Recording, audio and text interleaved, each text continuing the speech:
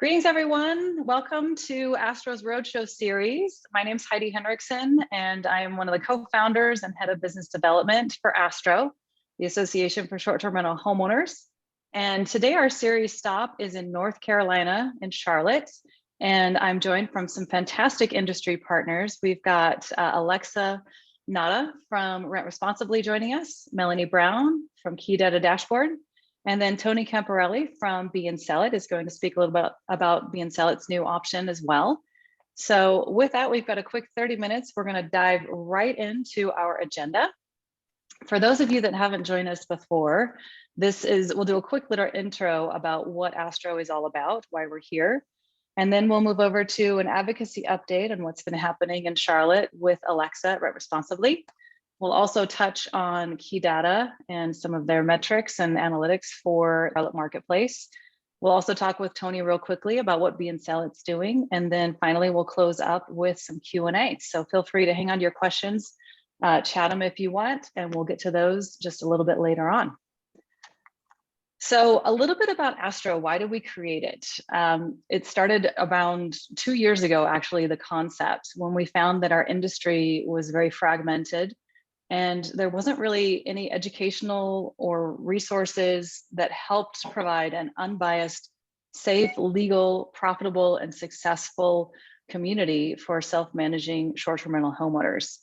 In our research, we found roughly 50%, if not more, of all short-term rentals are self-managed. So obviously a pretty big demographic. And we wanted to make sure that we provided a connection point between guests, hosts, and vendors. So we wanted to also loop into the mix regulatory support to ensure everyone is operating safely and legal. So that's where Astro was created. We've got a fantastic website, astro.org, where we post weekly blog content. We've got a lot of great resources and articles in there. Our business directory is very robust in trying to really target all of the vendors in the industry that work with self-managing hosts specifically, and some great links, company bios in there, as well as our member perk and benefits. So if you join Astro as a member, which by the way, you can do so for free, or you can do the Premier Host tier, you do get access to some great discounts on names like Williams-Sonoma, Pottery Barn, Lowe's, Sherwin-Williams, a lot of the different brands that might help outfit a vacation rental. So definitely worth checking out. There's also a link to our membership community on our website, and that's just members.astro.org to join. We did select a very modern platform to allow all of our members to come through into this community and collaborate. So you can search through conversations by topic. You can collaborate with other members that are in the same geographical region as you might be. You can access all of our live events, all of our educational courses, all of those perks and discounts I mentioned. So feel free to check that out when you get an opportunity. And again, it's free to join. Premier hosts, they do have the option to join for $10 a month. That gets additional perks and benefits and discounts. It also gets you access to all of our educational courses at any time. So worth checking out for sure. And on that note, on our educational courses, we've actually introduced a handful more for 2022. So we've got 6 total courses this year, specializing in topics from revenue management strategies, tech toolbox that really helps you build out your tech stack as you grow, investment strategies for that more investment mind frame or anybody that's looking to buy more properties, maintenance and safety. That's actually a new course that we're putting out this year that I'm really excited about. And then we actually have 2 marketing courses. One is focused on driving direct bookings. The other is more about listing optimization for your properties on all the various different channels. So those will air twice per year. And the really great thing is they're taught by industry experts. They hold office hours, so you can have that one-on-one Q&A time if needed. And it's a really great way to refine your education and learn more about the industry. So with that, I'd love to introduce Alexa Nada, our co-founder and COO at Rent Responsibly, one of Astro's partners. She's going to talk a little bit about their advocacy efforts and specifically what they've been working on in North Carolina.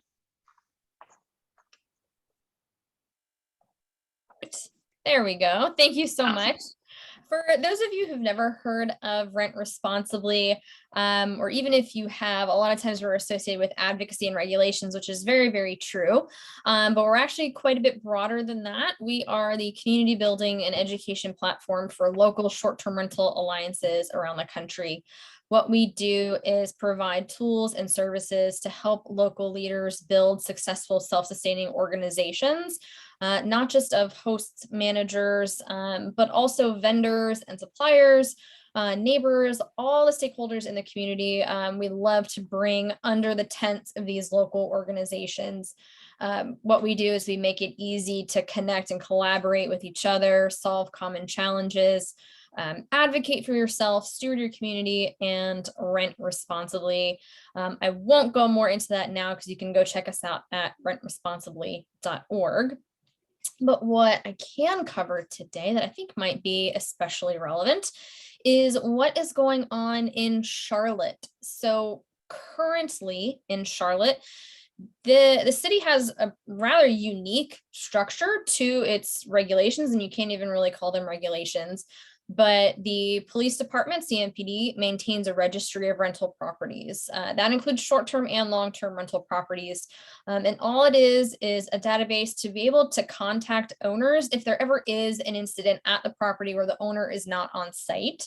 So tip number one, if you're not already registered, go ahead and register at rentalregistration.charlottenc.gov. It is optional, but by taking that step, you're showing the city that you're a responsible host, you're a responsible owner, and you care about the community. Other than that, your HOA or your COA, if you're in one, may have their own rules, and those rules can be more strict than the city. So check your CC&Rs to make sure your property is compliant if that applies to you. Now, what's happening next is the city is going through a big, if you don't mind going back one slide, that would be helpful. The city is going through a big process covering its Unified Development Ordinance, which is actually a package of 8 different ordinances that apply to different things in the city. And for the short-term rental portion of it, the senior project manager has been on the record saying that they're considering regulations for short-term rentals specifically because of complaints about noise, parking, trash, and concerns about homes being turned into party houses. Pretty common reasons all over the place for a city to begin considering regulations for short-term rentals. So another tip is to make sure that you have good neighbor policies and practices in place to prevent those issues at your properties. And that way you can show Charlotte that your home, just like the majority of all short-term rentals, is not a problematic one. Next slide, please. Thank you. So within this UDO, Unified Development Ordinance, there are a handful of things that are included in there amongst a bunch of other things. So it's worth reading the whole ordinance. It's pretty dry and boring, but it's worth it. One of those is that they are looking at what's called proximity limitations, or how close one unit can be from another. And in this case, they are proposing short-term rentals must be at least 400 feet apart from each other. So if you've got like a townhouse, 2 townhouses right next to each other can't both be short-term rentals, is what they're saying here. They're also suggesting a local manager be available 24 hours a day. Most likely does not mean a local property manager, but just a human person point of contact on the ground who can be at the property if they need to be to respond to any sort of serious issue. I also say no parties, events, classes, weddings, anything like that. That's, again, a pretty common thing we see in ordinances around the country. They are saying short-term rentals can't be a vehicle, camper, or trailer. And this is one I actually have not seen anywhere else. It might exist, I just haven't seen it, where those who rent by the room can only have a maximum occupancy of 1 person per room. If you get involved in the ordinance discussion, I would suggest fighting back against that. I don't see there being a lot of precedent for that. And it doesn't make a whole lot of sense when you can easily have 2 people in a room, which is much more common per things like septic codes and whatnot. So here's what you can do. Every single person can do this. First of all, get up to speed on what's happening at charlotteudo.org. Not many cities have really great resources for understanding ordinances and the processes of public engagement. Charlotte is not one of them. charlotteudo.org is actually really, really great and very helpful. And they also have an FAQ session coming up next Thursday, actually several sessions, so sign up for one of those. There is actually no short-term rental alliance yet in Charlotte. There are some informal groups, but get together and form one. The more voices, the more power you have to influence change. You do not have to be a government relations professional. You do not have to have any experience. I'll get to some resources that can help you on the next slide. But the third thing you can do is get involved in the city conversation.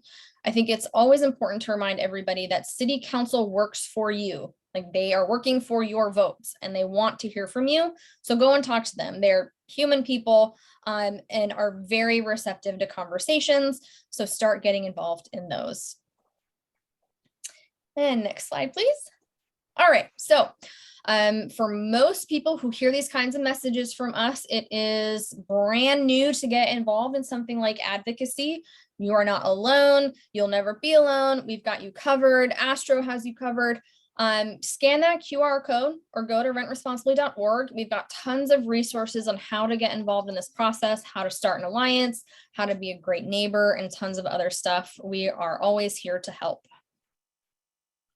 Awesome. Thank you so much, Alexa. That's crazy, the 1 person per room rule. And that's just to clarify, on a single room rental, not on a full house, obviously. Correct. So more on shared spaces through, say, an Airbnb booking, but still, I've never heard that one either. So that's very, very interesting. Well, I appreciate all that insight. That is great resources for sure. And please do check out Rent Responsibly for all of their good resources on their site. With that, we'll bounce over to Melanie to talk a little bit about key data and all of the great market metrics that she's brought us today. Yeah, thank you. So I'm the Director of Data and Analytics at Key Data Dashboard. We provide data and analytics for the short-term vacation rental market, or on the short-term vacation rental market, for everybody interested in what's happening in the industry. We work with a lot of destinations and property management companies and hosts, just to make sure you know what's happening. And I am always excited to be able to share that data with people. So we have 2 main data methodologies. The first, and kind of our core and what makes us different, is we connect directly with property management systems and reservation systems. And so we end up with this really detailed look at actual reservations. We also do scrape Airbnb and VRBO. Like Heidi mentioned early on, so many vacation rentals now are self-managed that obviously if we just stuck to professionally managed rentals, we'd be missing a huge chunk of the market. And so we do scrape the OTA just to get a good high level look at what's happening. That's the data I'll be presenting today, especially in urban markets like Charlotte. So many rentals are just single or small numbers by this rental by owner. And so we've chosen to look at that OTA data today. So we can do next slide. So all of these, it gets kind of confusing this time of year. We are looking at the last 6 or 7 months and the next few. So we'll start with our average daily rate, which is the average rent paid per guest night. The blue line is last year, as of this time last year. And the red line is this year, as of like a day ago when I pulled this data. So that dotted line, everything to the left of that is already final. Everything on the right of that is what's pacing on the book. So the next few months compared to the same time a year ago. So rates have been a little lower in Charlotte than last year. They were right on track through the summer, not quite as high through the fall. We saw that in some other urban markets as well. I think the fall of 2020 was just so great as travel rebounded in urban markets, but didn't hang on in some markets. And so rates did drop just a little bit this spring. So if we look at February, what's on the books, the average daily rate on the books right now is about $154 for February compared to $211 at this time last year. So falling a little bit, but looks like it'll be catching up March and then through the summer. So we can do next slide. This is the same kind of format, but for the occupancy rate. Looks like some of my formatting was messed up a little bit, but we're seeing the same thing here where occupancy was right on track with last year for the summer and fall, which is great. Slightly lower in December, slightly lower in January and February.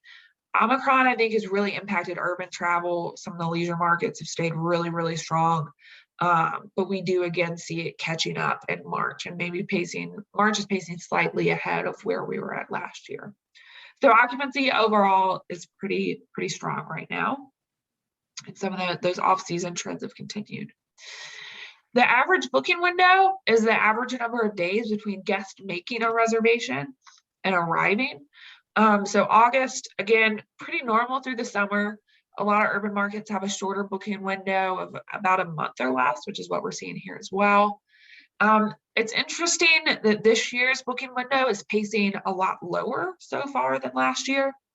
So December was 38 days in advance of arrival compared to 61 days the year prior. Looking at February, we're about 66 days compared to 164 the year before. Again, those charts do seem to be meeting in the middle in March. So booking windows are still highly variable in Charlotte. In a lot of places, they've kind of gotten back to normal. So we'll just see what happens over the next couple of months. Stay lengths, again, obviously were a little weird last year. They got really high through the winter months with the average stay length getting up to about 17 days in February for reservations made by mid-January. I mean, we're seeing a mostly normal stay length of 4 to 7 days in Charlotte and expect that to continue. Obviously, just some more context is most markets are seeing normal stay lengths and normal booking windows. Again, so maybe some of that disruption from COVID is going away. And so we'll have to see as the situation continues to unfold over the next couple of months, since that booking window is so short for Charlotte, just 4-ish weeks on average. It's hard to make predictions too far out, but it does look like it'll be a good travel spring and summer in the Charlotte region. The number of new reservations made per week has stayed really strong. Again, that's where some of these urban markets differ from leisure markets. Outer Banks, for example, gets a ton of reservations at a certain time of year, and then it really drops off. Because people tend to plan those urban vacations pretty regularly throughout the year, we're seeing a relatively equal number of new reservations coming in per week. Obviously, you're seeing some fluctuation there, but not huge numbers. And so booking activity has stayed really strong in Charlotte, which of course is great to see. It means occupancy is staying pretty steady and people are continuing to come. And notably, we have not seen a huge fall off in new reservations as cases have risen in the last month or so. So thank you. You can reach me at Melanie at Key Data Dashboard, and then our website link is added to that slide as well. Awesome. Thank you so much, Melanie. I'm still baffled at some of those discrepancies, especially in the length of stay to go from 17 almost to 7. That's pretty wild. Yeah, it is really wild. And part of why it is so important to have access to this data and know what's happening and what's changing and when. Sure. And then to see urban markets starting to recover just barely, very encouraging. Absolutely. So thank you so much for all of that great info. Absolutely. So I wanted to welcome really quickly, Tony from Be and Sell It has joined us today, and it's a fantastic new revenue stream for short-term rental hosts. Tony, you want to take a couple minutes and just tell us what you guys are doing? Sure, thank you. You can hear me okay? Yep, you sound loud and clear. Awesome. So Be and Sell It was created to allow short-term rental and vacation rental property owners to generate incremental revenue with every stay by renting or selling or renting items to their guests. So that was the premise of the technology, and it's since its launch in October, we have learned a lot, and we've grown the platform to allow hosts to not only sell items they may find interesting, the guests may find interesting, and place them in and about their location. But also set relationships up with suppliers and marketplace suppliers who can send pre-configured kits of items that convenience items or most popular purchased items guests could use during their stay. So what started out at just hosts putting things up for sale that they thought might help them generate revenue, whether it's bundles of firewood or pizzas in the freezer or old record collections or video games or things of that nature, is grown into an ability for hosts to subscribe to really curated products and services. So, and it's really simple. As guests arrive, they scan a QR code and they can view things that are available for sale. They put them into their cart, they purchase them, they can use them during their stay or take them home with them when they leave. And that's really all what Be and Sell It is. Exciting news, in February, we're launching the Experiences Concierge service that will allow guests to explore tours, events, museums, attractions local to the host, and can book tickets, plan their itineraries right from the platform to add even more revenue streams for the host. So that's what Be and Sell It is. It's a simple platform. We've added over 1,400 hosts in the last 3 months on the platform, and currently adding about 400 hosts a month to the platform. And we're really excited about what's coming in the future. Wonderful. Thank you, Tony. It's so good to